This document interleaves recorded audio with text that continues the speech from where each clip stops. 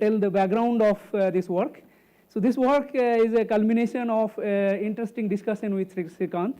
And so there was a point when Srikant and along with some of our other colleagues, they were working on basically developing a mesoscale model, a new one, energy-based meso model.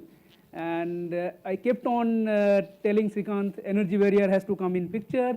And Srikant said, maybe, but I don't see yet. And then I was looking for an opportunity to prove Srikant wrong. And this is what exactly is the situation here. Okay, so let me so this is an acknowledgement. Also, one of the referees asked. Okay, lost a minute. Okay. Okay, so I will basically skip this part of it because this is a glass meeting, and I think almost all of you know what it is.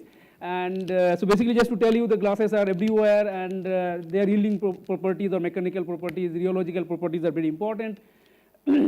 And also they are very important if you go into a very small length scales. So you're going to explain what I was wrong about. Yes, exactly. Okay, anyway. And so we'll skip all of this. So this is the work that is done by my graduate student Ronnie, who is here, and my former postdoc who was a PhD student with Srikant Manoj, who is now currently a postdoc with Jürgen.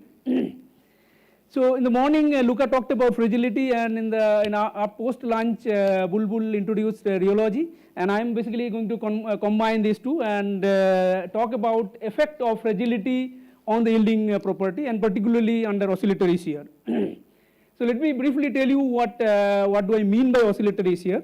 So this cartoon tells you what it is. So you just take a sample and you do oscillations, and you can do it at a finite rate, or you can do a quasi-static manner. Basically, so in this most of the results will be shown for quasi-static simulation. So what you do, you just deform little bit, and you basically do energy minimization step, then you deform once more. And that you repeat until you reach to your maximum strain that you want to do, that I am calling as gamma max. And then you reverse back until to minus gamma max. So this whole thing will be one cycle. Okay, so you start from 0, go to gamma max, come back to 0, go to minus gamma max, and come back to 0 again. So this will define a cycle of oscillation. And so what you see is that if you take poorly annealed glasses, then you let's say start from here, and then as you do cycle, and it energy, so it starts to anneal, and then eventually reach to a state where basically you are reasonably well annealed, let's say. Oscillatory shear introduces significant annealing.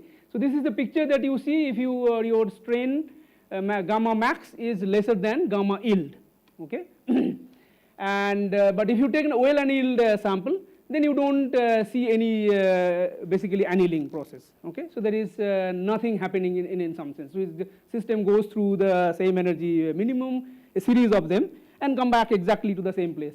So if your strain is bigger than the yield strain, and if you are poorly annealed, then you basically see this kind of a butterfly like picture, which my son yesterday told me is a Batman mask, and I think yes, indeed it is. But if you also take a well annealed glasses, then it basically shows some sort of a jump, and then eventually goes into a rejuvenated state, also showing a similar butterfly. And so if you basically look at the energy versus strain during the whole cycle, so this bold data points are below yield, and the other ones, the thinner ones, are above yield. And you see that basically energy goes down and then eventually goes up with this butterfly picture. And you also see well annealed cases, there is nothing happening until you hit the yield point, and then you jump in the energy landscape and basically explore the high energy state. And you can replot the same, this is energy versus strain. You can plot also the stress versus strain, and it below yield you don't see much of basically hysteresis, but as you go to beyond yield strains, then there is a significant hysteresis that you can see. That's what basically energy dissipation.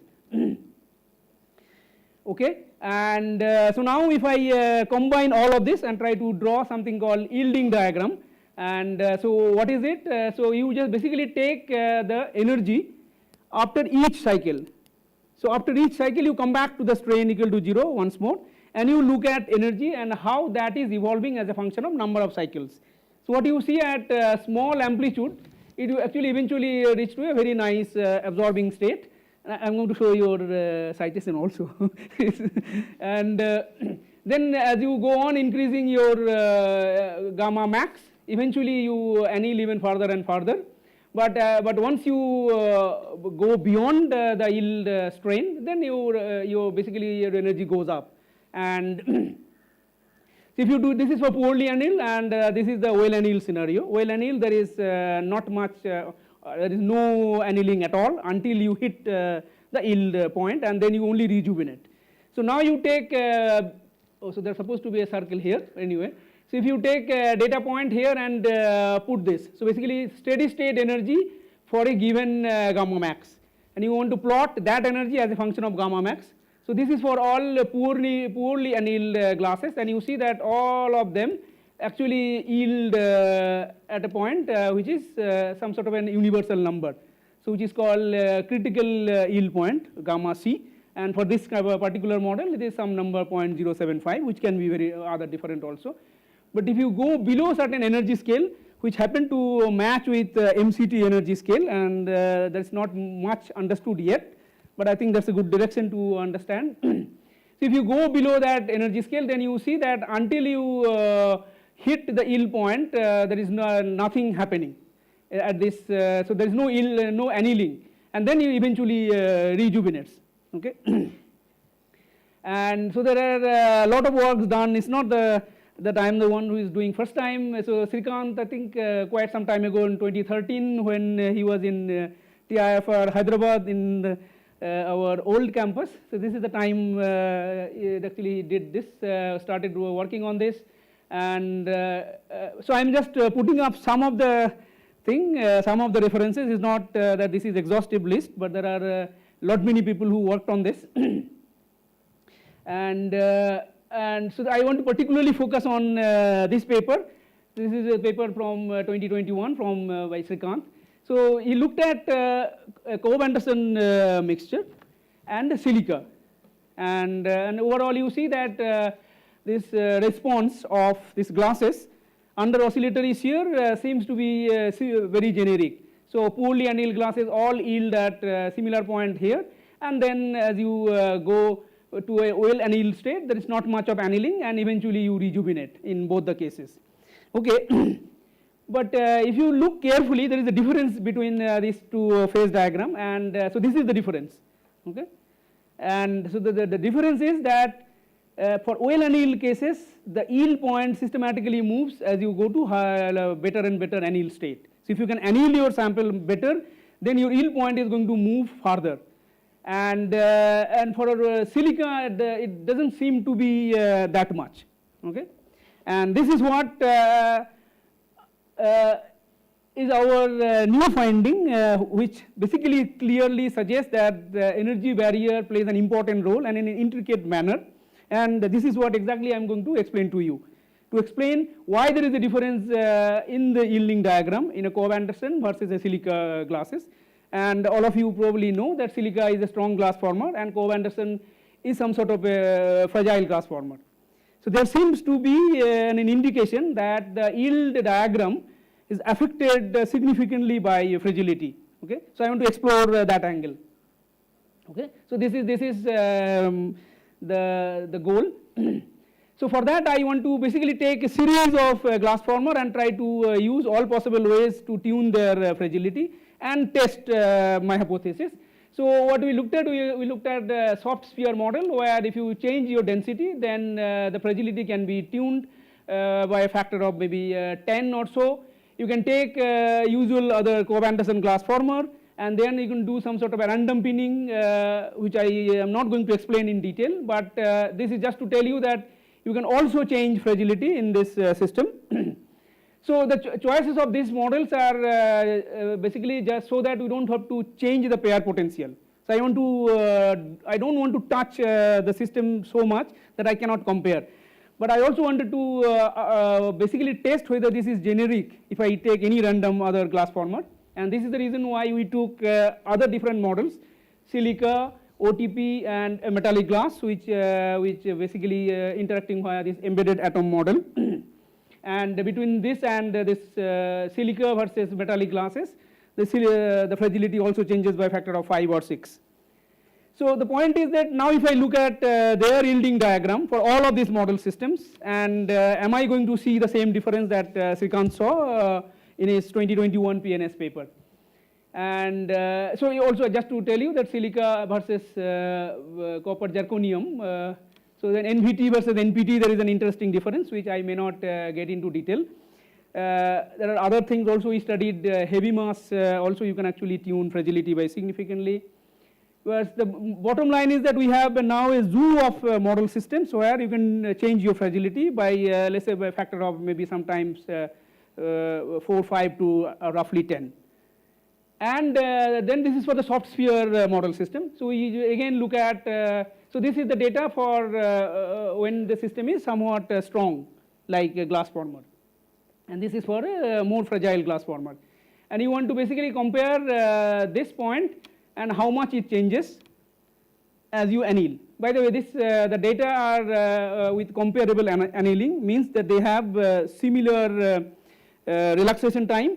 And if you want to compare in terms of their any other energy scale, time scale, let's say mode coupling time scale, mode temperature scale, then they are equal amount below the mode coupling temperature scale. So we looked at Kobe-Anderson model also with pinning, and then we basically plot this yield point, this data point, scaled by gamma c, and this is what we see. So if you look at the soft sphere model 0.681, there you see that yield point doesn't move significantly. But if you take this 943, which is fragile one, then it continue to basically increase. And if I could have gone even further, let's say up to let's say around 25% to 30% below the mode coupling temperature, I could have actually seen much more changes in the yield, gamma yield for the well annealed cases. And also for the pinning case, we exactly see the same thing. For higher pinning, you have some sort of fragile strong glass former, and zero pinning will be more fragile. And you see that they systematically show that strong glass former yield point is not moving that much. Okay. So this is all relative to the gamma c. And if you look at their stress versus strain curve, also you see that the jumps are not that high. So you have to always compare them with the same degree of annealing, because annealing also plays an important role. So unless you compare them with the same scale, it will be very difficult to actually compare. And if you look at the stress jump scaled by their maximum stresses, and as a function of TMCT by TP, TP is the annealing temperature, and you see that the stress jump for fragile glass former is much bigger than the strong glass former for all of these two model systems that we looked at. And this is some sort of a correlation. We do not have a good understanding of it. So what we found that, for much bigger stress drop, you have much cleaner shear band, and this is probably expected also, but I don't have a one-to-one correspondence between this. Whenever you have a much smaller stress drop, then you see some sort of diffuse shear band. And so what we basically wanted to tell is that the fragile glass former with a comparable degree of annealing will show basically band which is much more diffuse than a fragile glass former, other way around. Strong glass former will show a diffuse shear band versus fragile one. Okay. Okay, this is all accepted. Till now, no complaints. So maybe I will skip this part. This is just a repetition, and in some sense just to show that similar effect of pinning can be obtained using heavy masses, and we do see similar behavior. But and let me come to the other model systems where we looked at silica, OTP, and copper zirconium, and I should have put Kobe-Anderson as well here. And so this is for a slightly different system size. So that's why the yield point is different than the data reported in Srikanth's paper.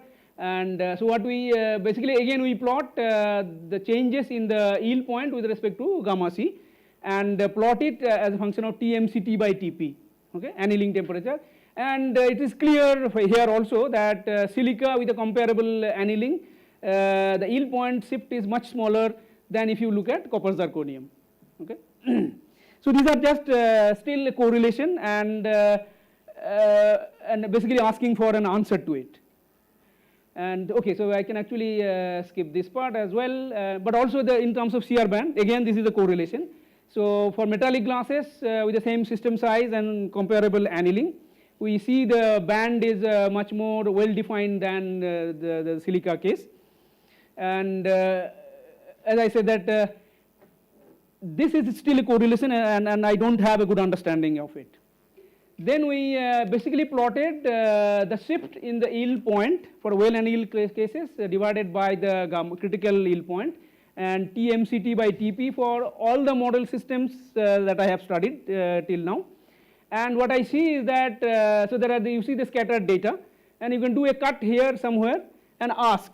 So let's say if you take a temperature that's around 20% below MCT for all the glass formers, and you ask how much is the change in the yield point from gamma C, and you see that there is an interesting correlation with fragility. So which tells you that the more fragile you are, the shift in the yield point will be bigger, okay. So, and we also looked at all other characteristics of this oscillatory shear system, and it seems that the more strong you are, it takes many more number of cycles to reach absorbing state.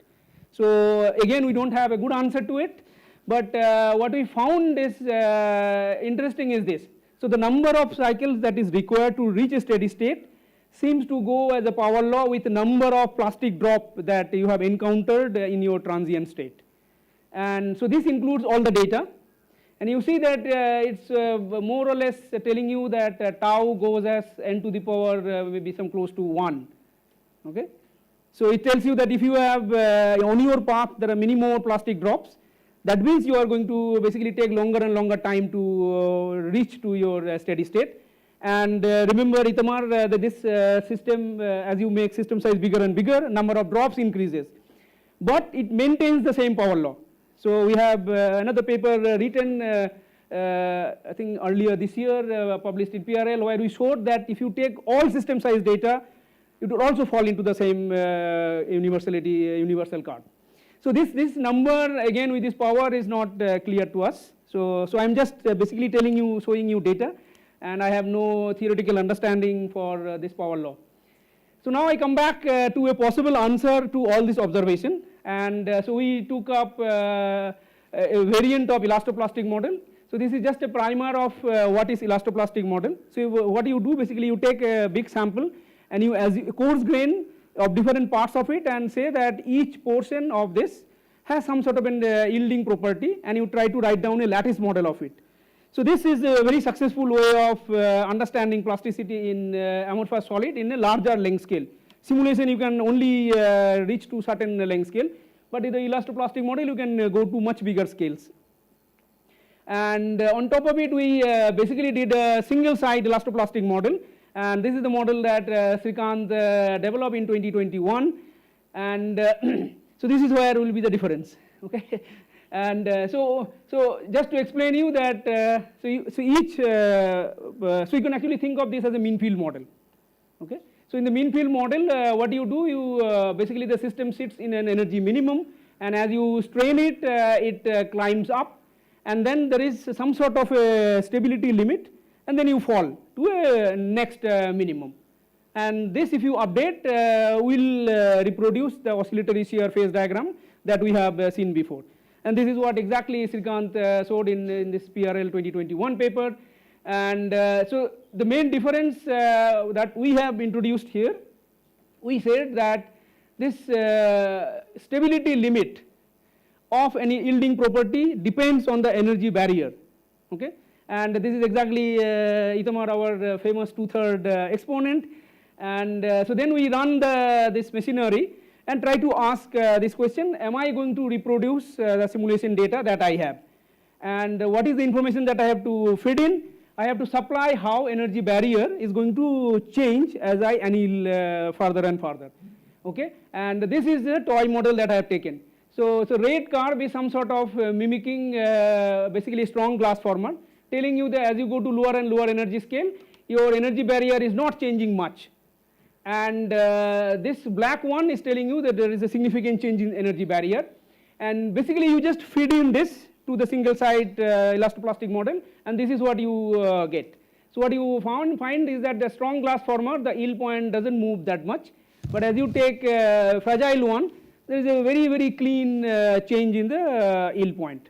Okay, so this clearly suggests that there is an energy barrier, and it is actually playing very important role. And the other interesting thing that we found, so as this is a toy model, we thought of basically shifting this energy barrier as a function of E naught by hand. So what it tells you that at higher and higher, so let's say high temperature, energy barrier is something that you shifted by hand. And then you repeat the same cycle. What we found is that the critical yield point, gamma C, actually changes nearly linearly with high temperature energy barrier. Okay, so this tells you that if you know liquid at high temperature and their energy barrier is roughly at onset temperature, then you can actually predict a poorly annealed glass of the same material where exactly it is going to yield. Okay, so gamma C seems to be connected to the high temperature energy barrier. This is from the elastoplastic model. Then we said that okay, let's put it on the data.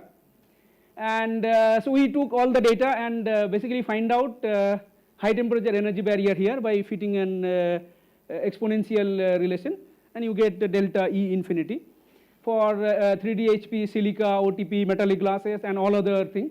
And this is the data. So you put a gamma C versus delta E infinity. This is the energy barrier related to high temperature divided by onset temperature. And these are all the data points that I have: metallic glass, Cobb-Anderson, silica, OTP, pin, unpin, 3D HP, anything that you talk about is there. And we also plotted as TG. So there are a lot of experimental data available where there are some correlation which seems to be suggesting that gamma C might be related to TG, and also TG related to fragility. So I want to go back to those data and try to see if we can indeed predict gamma C in terms of their high temperature energy barrier information only. Okay, so this is something which is at least we felt very excited about it, because at least I had no idea what controls yield point, gamma C in principle. And now I see that there is a high temperature energy barrier seems to be playing a very important role. And then again we go back to the same single side elastoplastic model. So we feed this data. So this is so basically you can find out what is the energy barrier as a function of from your time scale data from silica and 3D Cobb-Anderson. This information you feed in into single side model, and you ask what will be the predicted shift in the yield point. So gamma Y by gamma C, and you see there are two sets of data point. One is from the simulation, the other one is for single side model, which seems to basically capture it quite well. So this suggests that if you know energy barrier and how it evolves as a function of annealing temperature or temperature, then you could actually predict how the material is going to yield and what will be the response of the material under oscillatory shear. Dynamics, yes. And you basically, no, this if you can do a finite rate as well, so this also works with that. So the yield part where when you go to that yielding, basically you are at a much lower temperature that basically if you do the oscillatory shear at finite rate but also higher temperature, then some of this has to be taken care of. But I think at low temperature, very low temperature in the simulation where we studied, it doesn't look like. Okay, so I have 1 or 2 minutes. 5 minutes, okay, very good. So now I come back to basically active particles. and how it affects basically the yielding property. And so what in this paper what we showed is that active particle driving is same as oscillatory shear response, and this is the paper that is published recently in Nature Physics, a parallel paper with also Srikanth. So this whole thing seems to have a strong connections to Srikanth. And so a very quick overview about what is active matter. So any matter where you have other than thermal fluctuation, I will call it an active matter. You can have thermal fluctuation as well, on top of it other driving.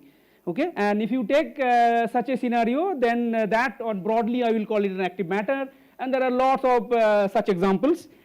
And there are a lot of studies which also suggest that many biological systems, including this vibrated granular media, they all show glass-like property. So it's very natural to study this active glasses, and this is the model that I have taken Rituporno and Chandan's and Madan's a nice model, which when I started working on active matter, I thought of taking it up and looking at various rheological property, particularly the yielding transition.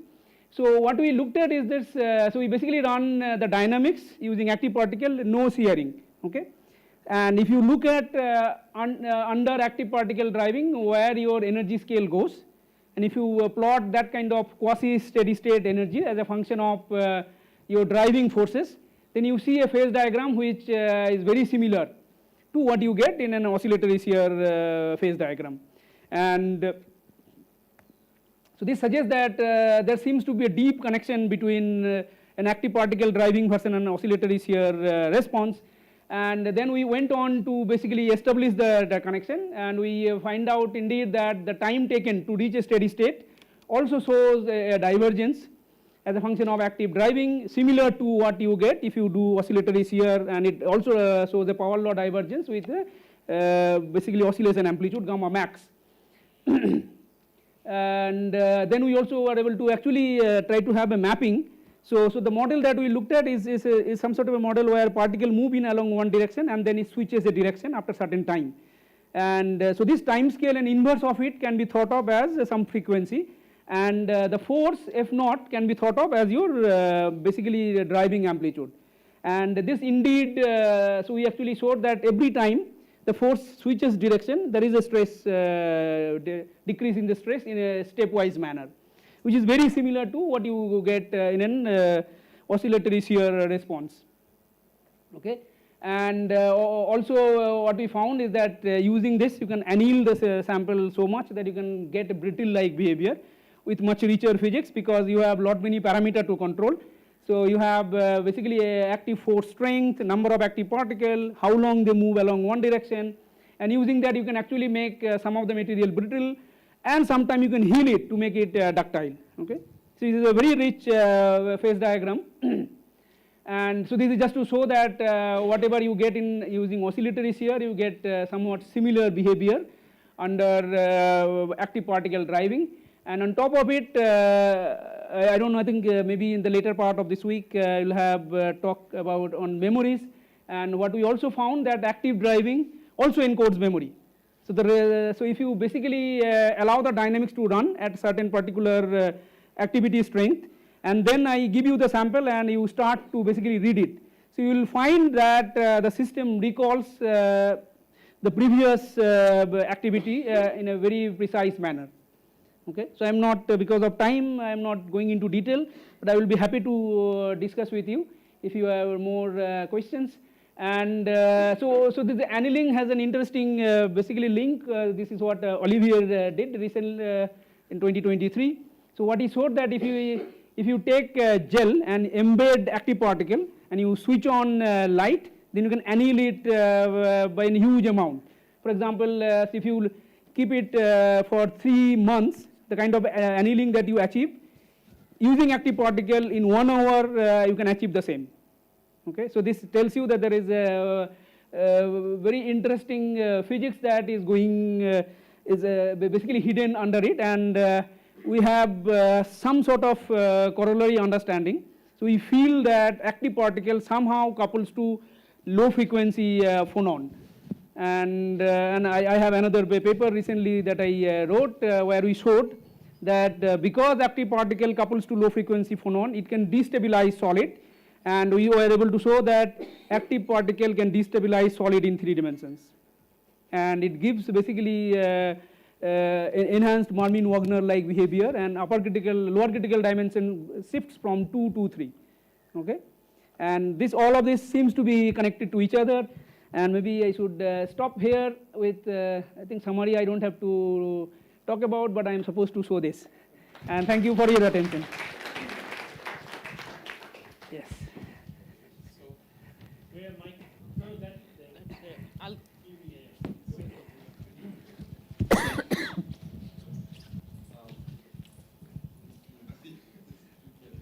So thanks.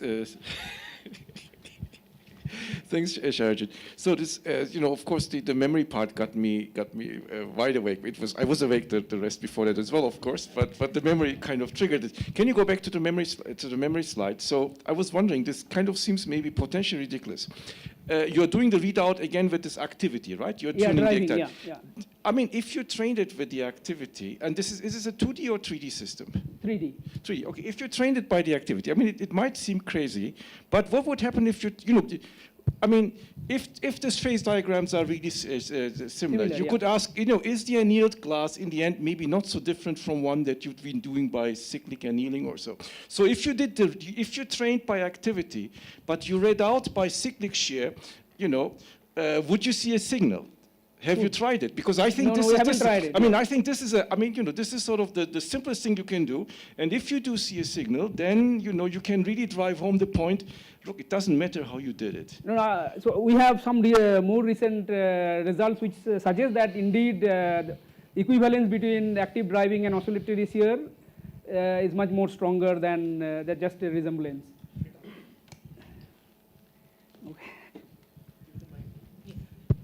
So I have a comment and a question. Yeah. The comment is quickly that, in terms of this dependence of the stability range with the energy of the glasses that you study, one expects that there is some relationship.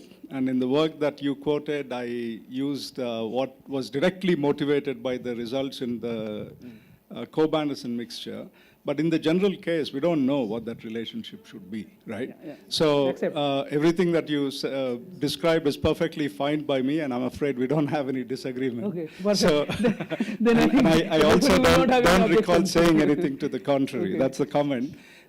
In terms of the results that of the dependence of gamma C on the energy barrier, that's very interesting, the set of results. So could I think of doing, always sort of keeping in mind the relationship between the energies and the parent temperature, could I be simply reading off the gamma C from the, if I have non-Arrhenius temperature dependence, there's going to be a change in the apparent energy barrier. Yes, yes. And could I really be reading off the gamma C for well-annealed glasses from the energy barrier at a given temperature from the dynamics? That's what actually I think it is possible, because this Arrhenius part will give you gamma C, and any deviation from it will give you the subsequent change. So it's basically, if you have information about how the barrier changes as a function of your temperature, then you know the entire history. Okay. But you haven't really... No, we just, so this comparison one, so we basically take the data of silica dynamics and Cobb-Anderson, and you feed it into the elastoplastic model and try to basically ask what will be the outcome of gamma C. And it seems indeed that's the case. So, the apparent non-change in the case of silica of the yield point is directly then connected to the fact that it's Arrhenius. That's what you're trying to say. Statement, yes. Yeah, hello. Yes. Yes, especially interesting last part. So did you look for length scales in your oscillatory active systems? Because you would expect from that low energy phonon driving there to be a length scale which grows like tau p, and do you think it has anything to do with what you observe here? No, I think, so we need to have a longer discussion on that aspect exactly.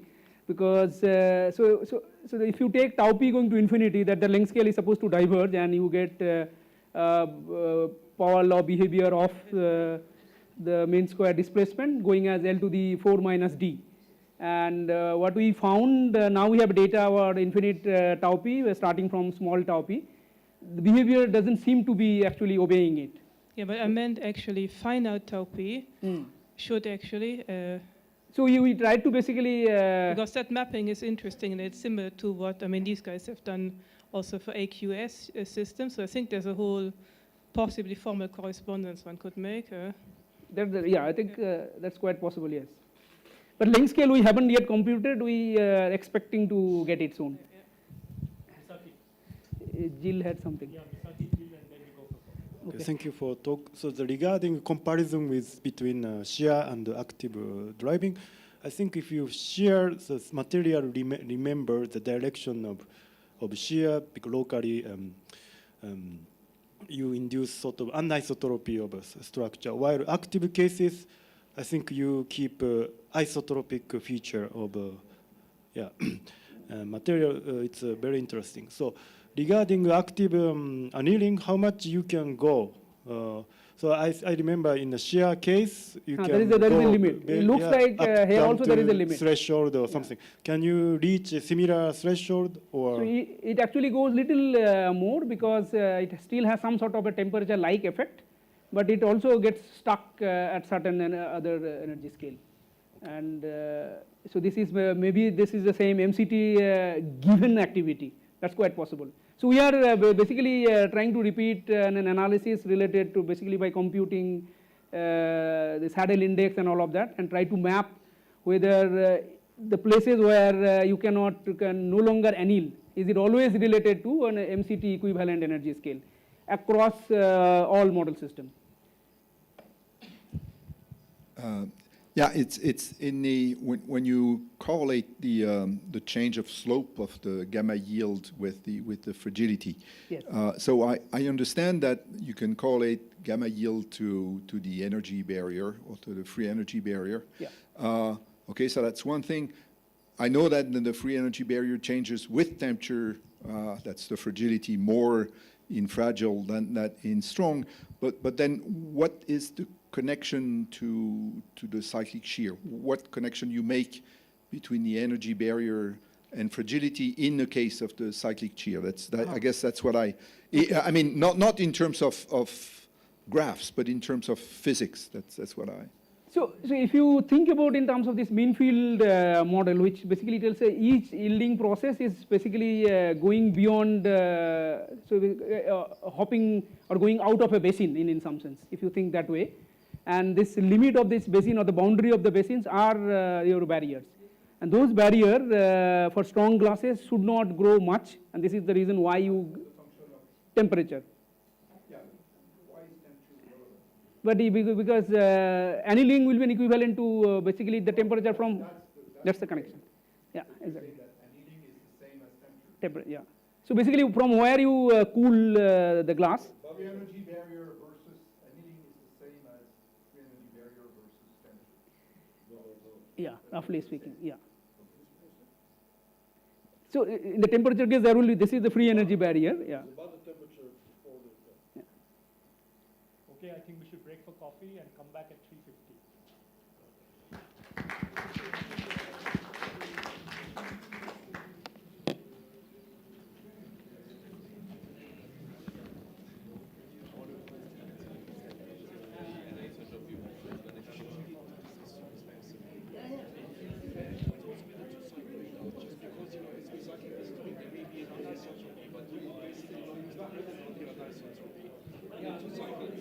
Student after